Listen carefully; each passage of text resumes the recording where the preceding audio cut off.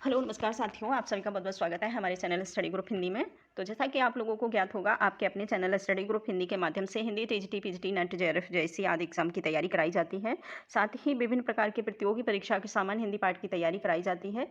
जो लोग चैनल पर नए हैं, चैनल को सब्सक्राइब जरूर करें। वीडियो अच्छा लगे लाइक शेयर जरूर करा करें, साथ में बेल आइकन प्रेस करें, जिससे कि मेरा जो भी नया वीडियो आए उसका नोटिफिकेशन सबसे पहले आप तक पहुँचे। तो चलिए देखते हैं आज हम भक्तिकालीन हमारा जो चल रहा था प्रैक्टिस सेट, उसको भक्तिकालीन साहित्य का आज उसका प्रैक्टिस सेट करेंगे। इससे पहले 2 प्रैक्टिस सेट क्लियर हो चुके हैं और जिन लोगों ने नहीं देखा है वीडियो, वो चैनल की प्लेलिस्ट में जाकर वीडियो को ज़रूर देख लें, ठीक है।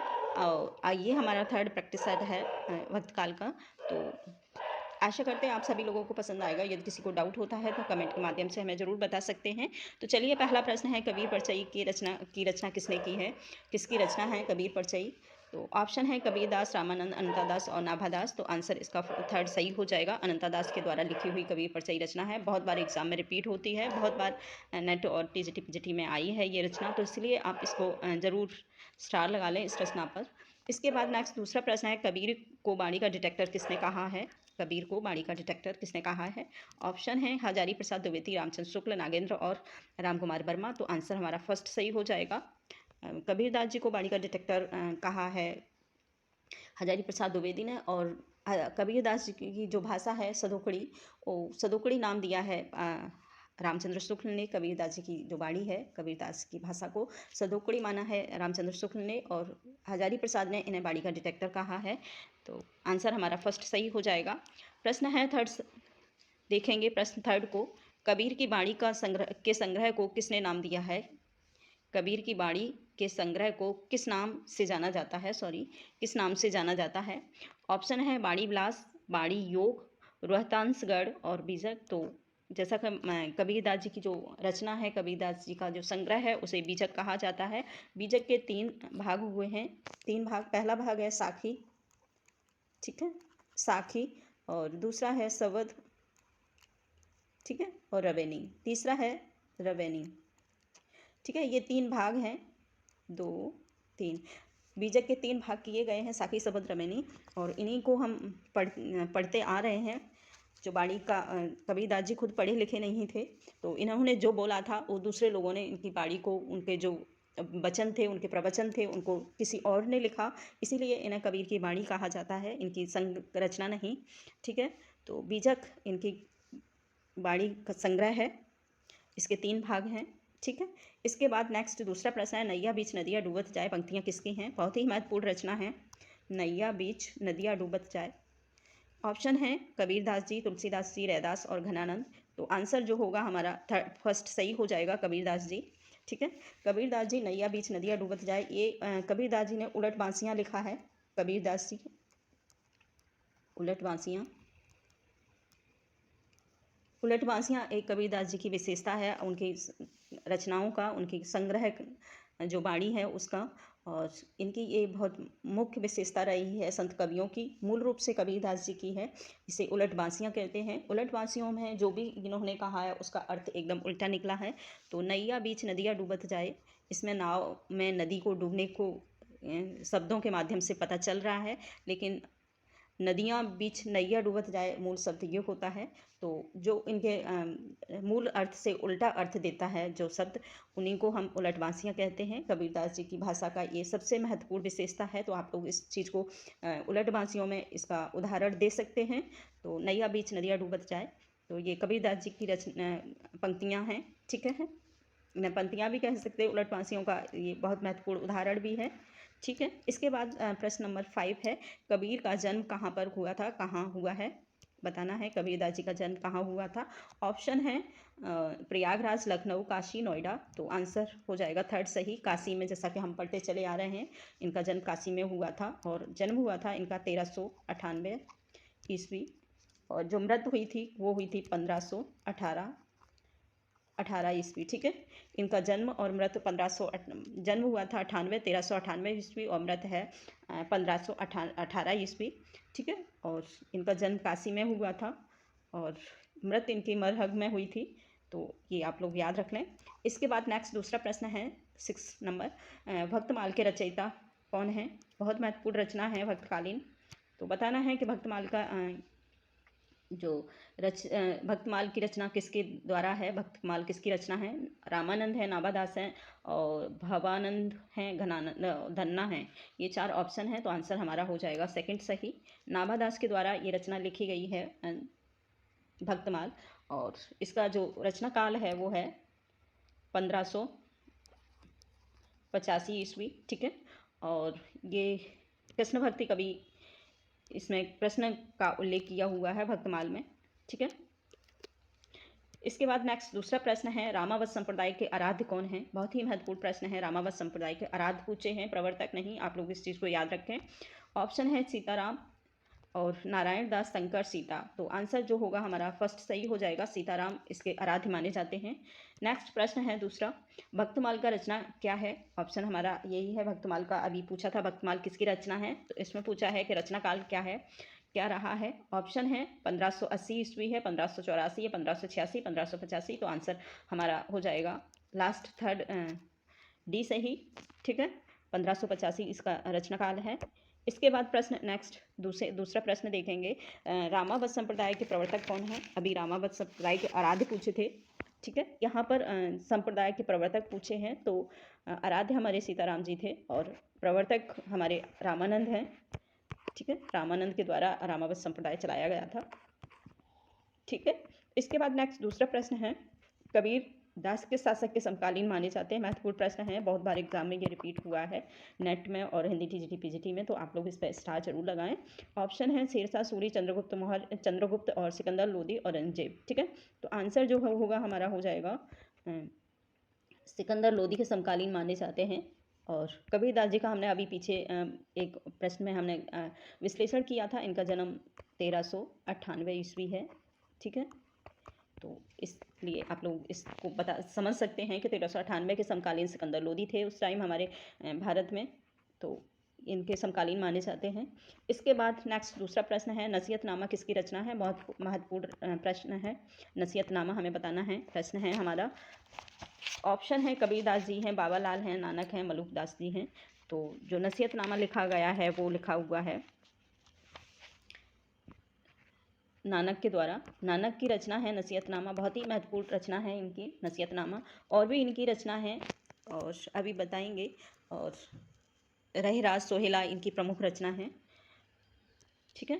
इसके बाद नेक्स्ट दूसरा प्रश्न है, हेड़ेवाड़ी के किसकी वाणियों का संग्रह है? बहुत ही महत्वपूर्ण रचना है हेड़ेवाड़ी, बहुत बार आया है एग्जाम में, हेड़ेवाड़ी तो बहुत बार रिपीट हुई है, तो इसे थोड़ा सा ध्यान से देखें, ठीक है। मलुकदास जी हैं, दादू दयाल हैं, सुंदर हैं और रज्जब हैं। तो आंसर जो होगा 12 का हो जाएगा 2 सही। दादू दयाल के द्वारा लिखी हुई रचना है हेड़ेवाड़ी, बहुत ही महत्वपूर्ण रचना है, ठीक है। इसके बाद दूसरा है, दशरथ तीन लोक बखाना, राम नाम का मरम न जाना किसकी पंक्ति हैं? महत्वपूर्ण पंक्तियां हैं, आप लोग इसे जरूर ध्यान रखें। ऑप्शन है कबीरदास जी हैं, तुलसी हैं, रज्जब हैं और संत दास हैं। तो आंसर जो होगा हमारा हो जाएगा 13 का फर्स्ट सही, ठीक है। एक कबीरदास जी के द्वारा ये कहा गया है, दशरथ तीन लोक बखाना, राम नाम का मरम न जाना, इन्होंने मतलब हमारी हिंदू जातियों में फैली हुई जो कुरीतियाँ थीं उनका इन्होंने खंडन किया है और इन्होंने आडंबरों का विशेष रूप से विरोध किया है। तो इन्होंने यही कहा है कि लोग राम नाम का जाप तो करते घूमते हैं, कोई माला लेके, कोई मंदिर में, लेकिन फिर भी राम नाम क्या है ये नहीं समझ पाए हैं लोग। तो उन्होंने कहा है राम नाम, जो राम है वो तो अथाह अपार अविस्तृत वस्तु है जो हमारे अंदर है, और इसका इतना विस्तार जितना किया जाए वो कम है।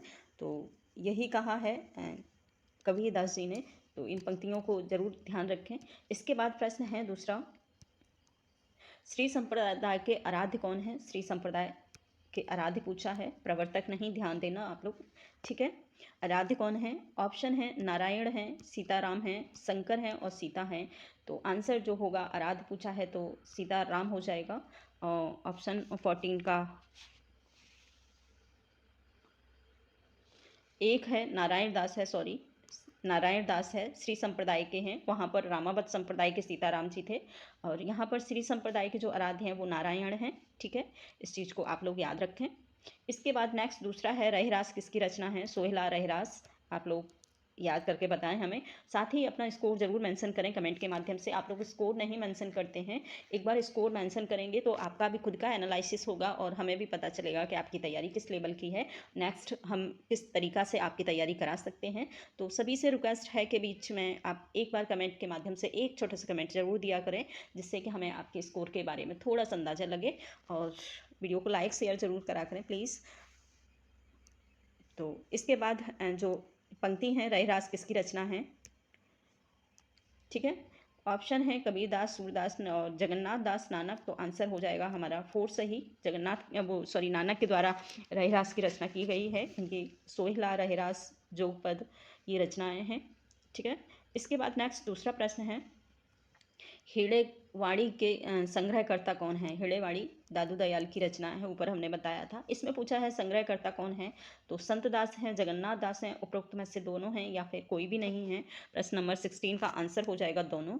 ठीक है, संत दास और जगन्नाथ दास दोनों ने ही इसका संग्रह किया है, तो इसीलिए दोनों का नाम आता है हेड़ेवाड़ी में।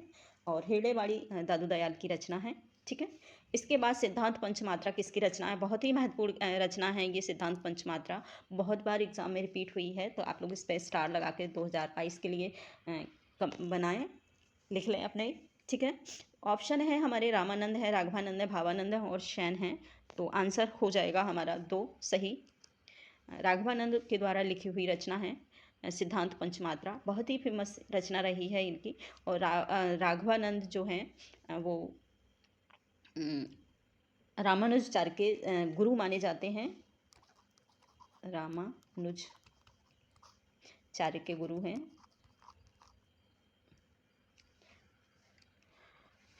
रामानुजाचार्य के गुरु माने जाते हैं राघवानंद। ठीक है, और इनकी जो रचना है वो सिद्धांत पंचमात्रा है। इसके बाद नेक्स्ट दूसरा प्रश्न है, कबीर की पत्नी का नाम क्या था?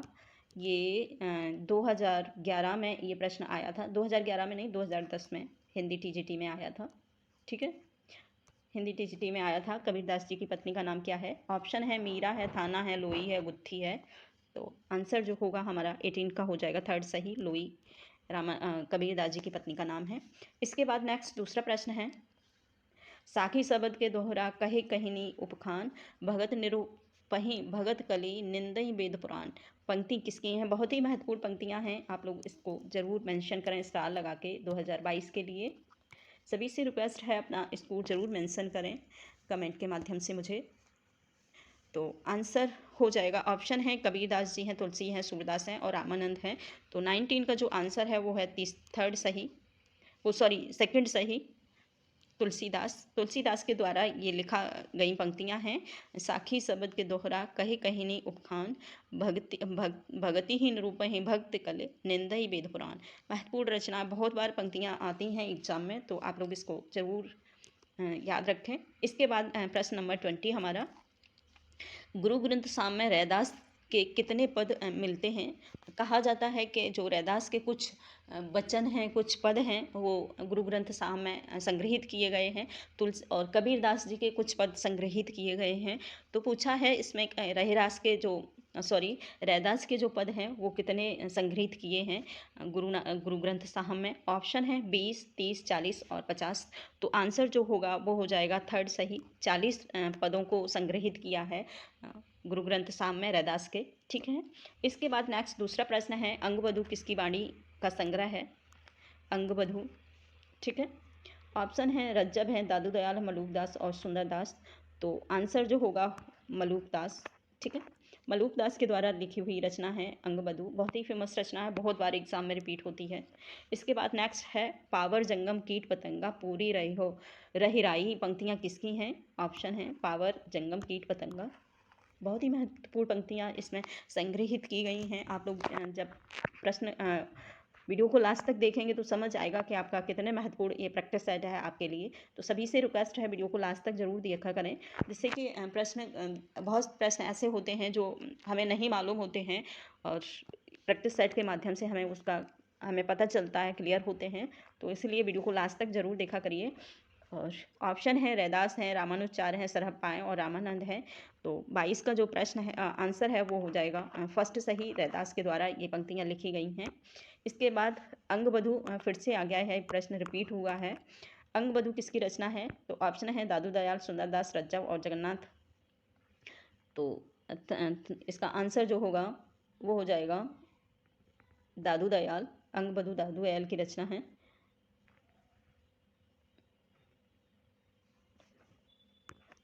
ठीक है, इसके बाद प्रश्न 24, अष्टपदी जोग ग्रंथ किसकी रचना है? अष्टपदी जोग ग्रंथ किसकी रचना है? ऑप्शन है नानक है और हरिदास निरंजनी है, धर्मदास हैं, बाबा लालदास हैं। तो ऑप्शन हो जाएगा, आंसर हो जाएगा इसका एक सही। नानक के द्वारा लिखी हुई रचना है अष्टपदी जोग ग्रंथ। ठीक है, रहरास ये उनकी रचना है। इसके बाद प्रश्न है 25 का आदि ग्रंथ साहब के किस प्रकरण में नानक की वाणी को संकलित किया गया है? बहुत ही महत्वपूर्ण प्रश्न है, आप लोग इसे स्टार लगा के 22 के लिए मेंशन करें अपने नोट्स में। तो पहला है महला है, दहला है और खुमार है, राखन है। ये जो है गुरु ग्रंथ साहब लिखा है, उसके ये पार्ट हैं, उसके भाग हैं। तो हमें बताना है कि जो कबीरदास जी के जो वाणी है वो किस भाग में संग्रहित है। ऑप्शन है महला, दहला, खुमार और राखन। तो आंसर जो होगा महला सही हो जाएगा। महला के अंतर्गत इनकी कबीरदास जी की वाणियों का संग्रह किया गया गुरु ग्रंथ साहब में। इसके बाद प्रश्न है 26, नानक का जन्म किस ग्राम में हुआ था? तो ऑप्शन है भिवंडी है और जलालपुर है, खुलदान है और तलवंडी है। ऑप्शन है, तो आंसर हो जाएगा हमारा 4 सही। तलवंडी में गुरु नानक का जन्म हुआ था। और ये प्रश्न बहुत ही बार आया है, पिछली 2021 में भी ये प्रश्न आया था कि नानक का जो जन्म हुआ था वो किस स्थान पर हुआ था, किस जगह पर हुआ था। तो आंसर तलवंडी सही होगा। ठीक है, और ये पाकिस्तान में है, वर्तमान में ये पाकिस्तान में है, इस चीज़ को याद रखें आप लोग। ठीक है, इसके बाद प्रश्न है रैदास की कविताओं की प्रमुख विशेषता क्या है? जो रैदास की रचनाएं थी उनकी प्रमुख विशेषता हमको बताना है। जाति कुंठा की हीनता थी और निरीहता थी, उपयुक्त में से दोनों या फिर कोई भी नहीं। तो आंसर जो होगा 3rd सही हो जाएगा। इनकी जो रचनाएं थी वो जाति कुंठाओं से लिप्त थी, यानी कि उनके जो रचनाओं में हमें जाति कुंठा प्रदर्शित होती थी उनकी रचनाओं के माध्यम से, और निरीक्षता थी। ये दोनों ही इनकी रचनाओं की विशेषता थी। ठीक है, इसके बाद प्रश्न है गुण निर्गुण कहियत नहीं जाके, पंक्ति किसकी है? गुण निर्गुण कहियत जाके नहीं जाके, पंक्ति जाके, ये पंक्तियां हमें बतानी है किसकी हैं? रैदास की हैं, कबीरदास की, बाबा लाल की या तुलसीदास की। तो आंसर जो हो जाएगा हमारा 1st सही। रैदास के द्वारा ये पंक्तियां दी गई हैं, निर्गुण, गुण और निर्गुण। ठीक है, इसके बाद है सबंगी किसकी रचना है? बहुत ही महत्वपूर्ण रचना, सबंगी बहुत बार आती है एग्जाम में, आप लोग इसे मेंशन करें। और ऑप्शन है सुंदरदास, दादू दयाल, मलुकदास और रज्जब। तो आंसर जो होगा वो 4 सही हो जाएगा। रज्जब की रचना है सबंगी, बहुत ही महत्वपूर्ण रचना है। रज्जब की ये रचना बहुत बार एग्जाम में रिपीट होती है, मोस्टली हर एक एग्जाम में रिपीट हो ही जाती है किसी न किसी रूप में। रज्जब की कोई ना कोई एक प्रश्न तो रज्जब से बनता है हर एग्जाम में। तो आप लोग इस चीज़ को ध्यान रखें, रज्जब को थोड़े से डिटेल में पढ़ेंगे। ऑप्शन है और प्रश्न है लास्ट और 3rd, ज्ञानबोध किसकी रचना है? ज्ञानबोध किसकी रचना है बताना है। ऑप्शन है सुंदरदास, मलुकदास, दादू दयाल और हरिदास निरंजनी। तो आंसर जो होगा वो हो जाएगा 2nd सही, मलुकदास की रचना है ज्ञानबोध। तो आज इतना ही। तो वीडियो कैसा लगा ये हमें कमेंट के माध्यम से ज़रूर बताएं। साथ ही और कोई आपका डाउट हो वो हमें क्लियर कर सकते हैं कमेंट के माध्यम से। तो सभी से रिक्वेस्ट है एक बार कमेंट ज़रूर करें। ठीक है, थैंक यू।